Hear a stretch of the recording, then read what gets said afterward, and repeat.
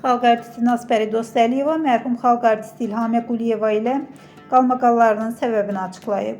Bu haqda Zarafat bir yana proqramında bəhs edən müğənni hər şeyin xalq artisti Faiq Ağayevin toyunda başladığını bildirib. İlhamə Quliyeva vəfat edəndən sonra onun haqqında bir kəlmə deməmişəm, mənə çox əziyyətlər verib. Bir müğənniyə qadağa qoyan vaxt olduğu üzr istədi. Məni də bu yaşadır. Hər şey Faiq Ağayevin toyunda başladı. Gülüstan sarayında toy idi, gec gəldim. Mikrofon İlhamə xanımın əlində idi. Bəy və gəlin oynayırdı. Mən də oynamağa başladım. Faiq də mikrofonu alıb verdi mənə ki, toy bitir, oxu. Mən oxudum və onun xoşuna gəlmədi. O vaxtdan baltalamağa başladı. Onu vəfat edəndən sonra bağışladım. Cavabını Allaha versin.